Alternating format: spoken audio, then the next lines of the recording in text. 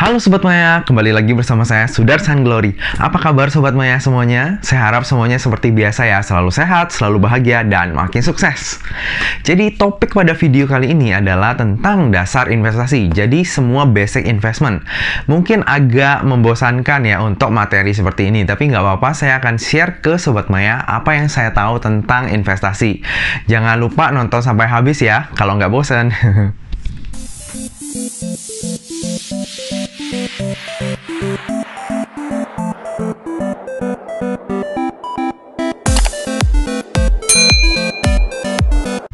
Nah Sobat Maya, kalau misalnya Sobat Maya perhatikan lingkungan kita akhir-akhir ini, yang lagi booming banget tuh saham ya.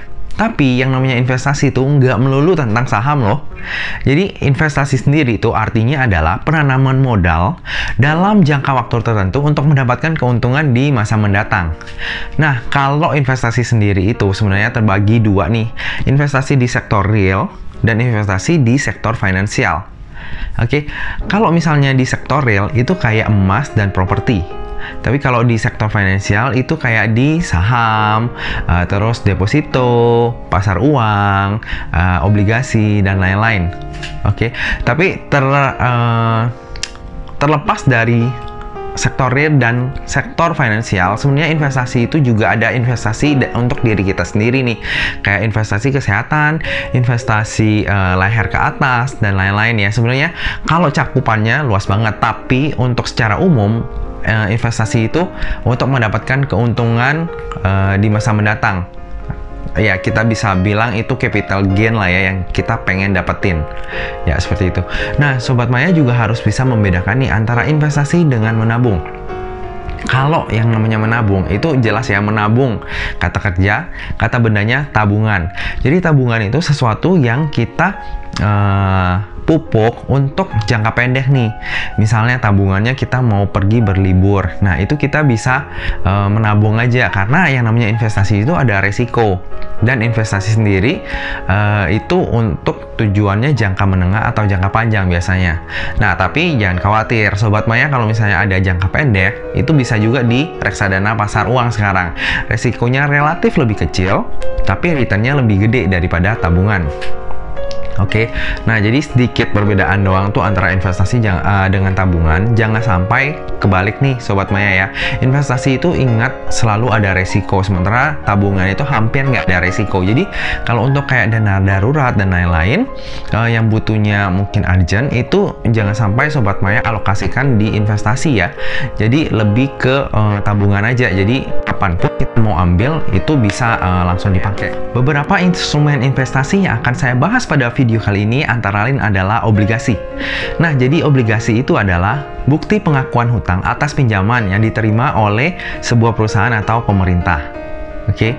Nah, jadi obligasi ini ada plus minusnya nih. Kalau plusnya, kita bicara plusnya, itu kita akan menerima kupon dalam jangka waktu tertentu nih. Ada yang 1 bulan, ada yang 3 bulan, ataupun 6 bulan. Contohnya seperti itu. Lalu, penghasilan yang kita udah dapetin, misalnya kita ditawarkan bunganya 10% nih ya. Ya udah, sampai dia jatuh tempo kita akan tetap dapat 10% apapun yang terjadi.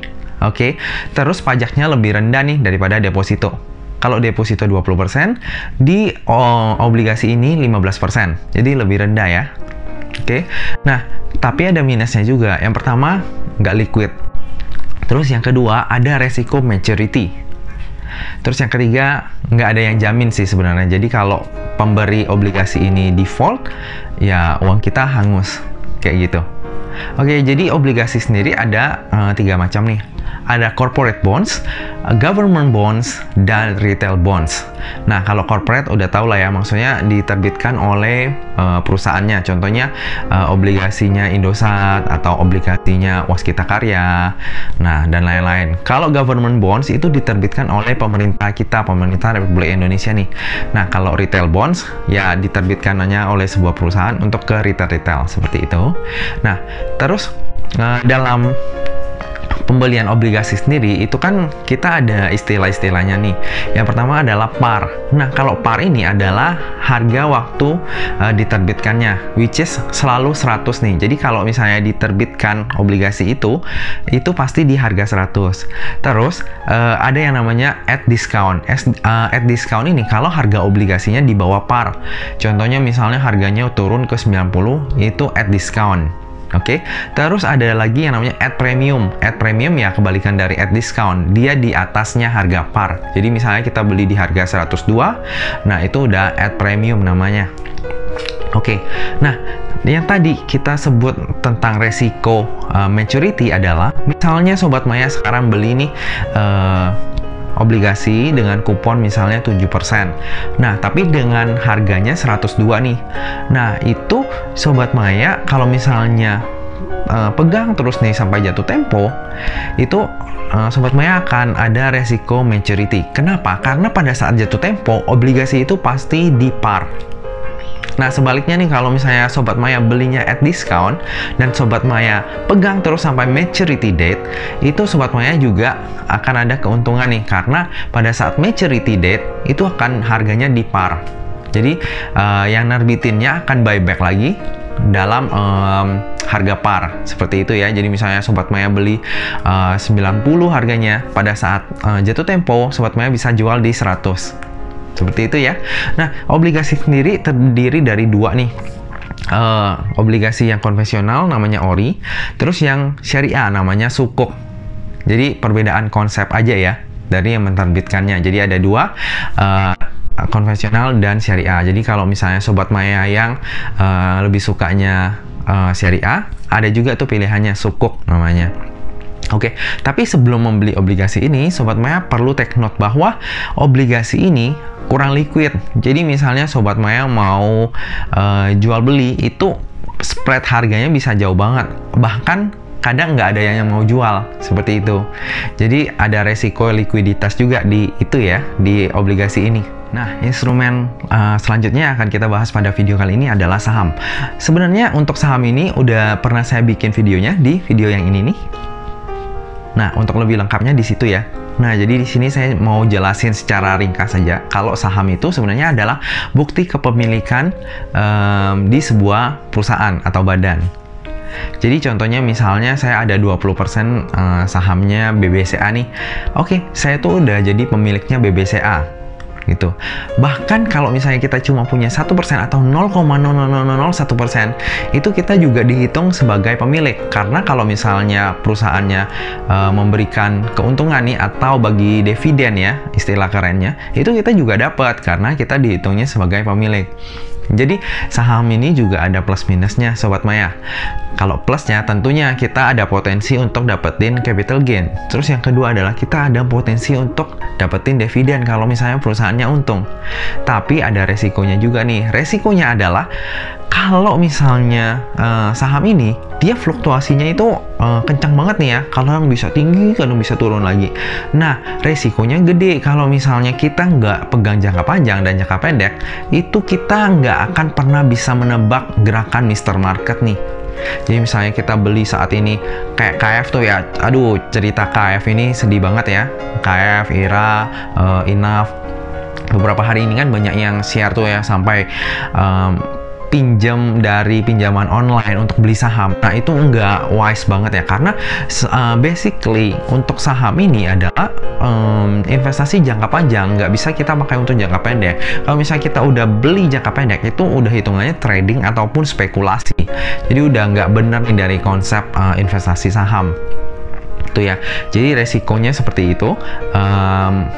Fluktuasinya gede, terus ada kemungkinan pilot atau nanti bisa jadi delisting juga. Nah, kalau misalnya terjadi seperti itu, ya duit kita bisa hangus sih di saham kayak gitu ya. Tapi Sobat Maya harus pintar-pintar lagi nih menimbang-nimbang ya, karena saham itu sendiri sebenarnya bisa ngasilin kita itu capital gain dan dividen yang gede loh. Oke.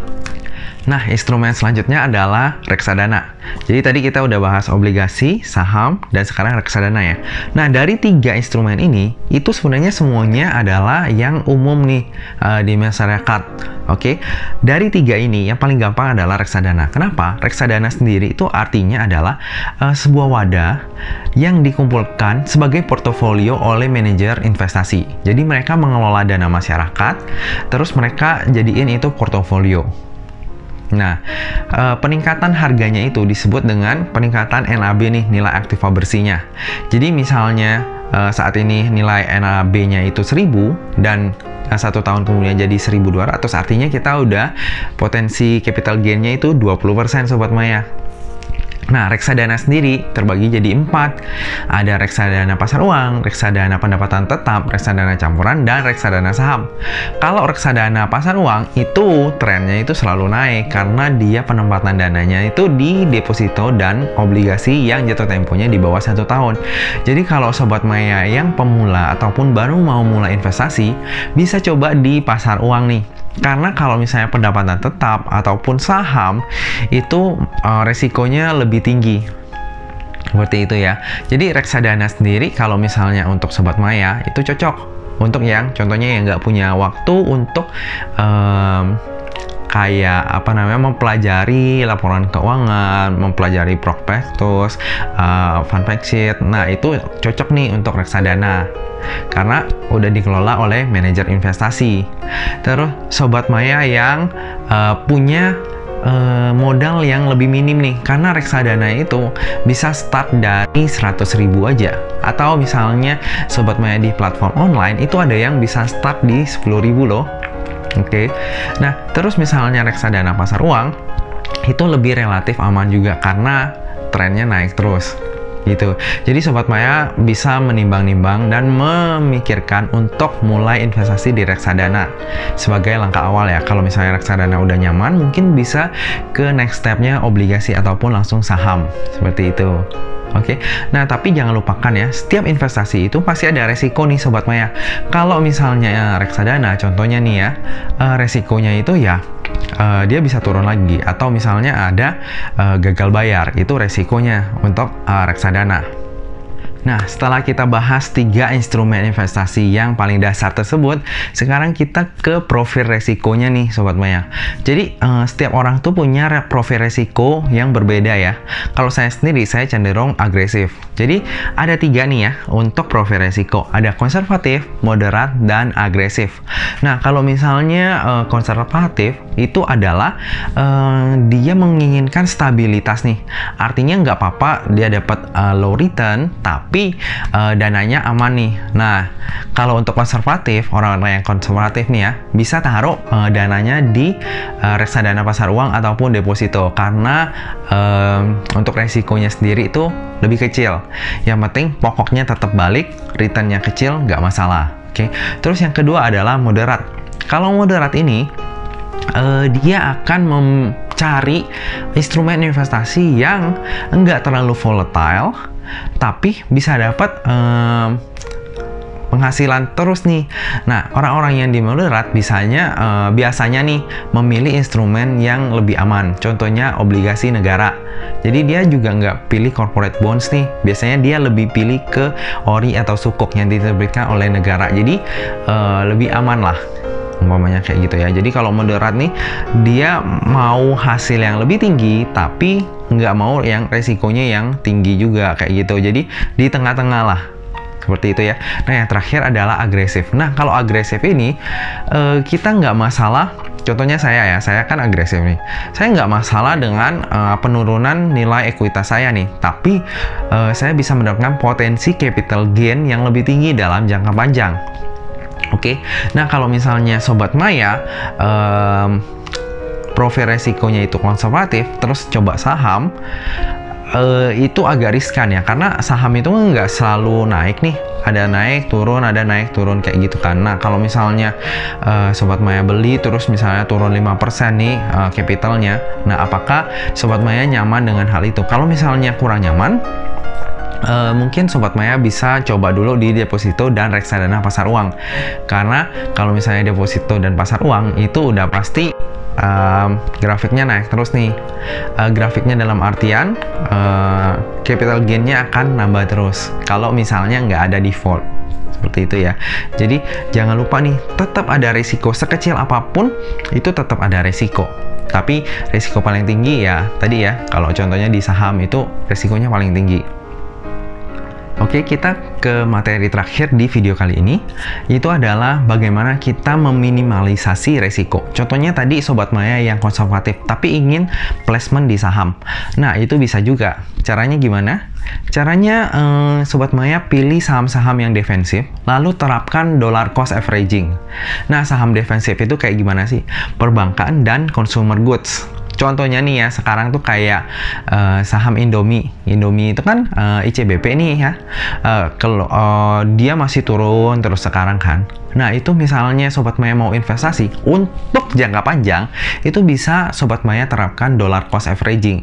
Jadi nanti Sobat Maya beli secara rutin untuk saham tersebut. Jadi nanti rata-ratanya itu akan mengikuti, dan misalnya dalam jangka panjang dia naik lagi saham ICBP ini, maka Sobat Maya udah dapat capital gain. Oke, jadi teknik pertama adalah dollar cost averaging.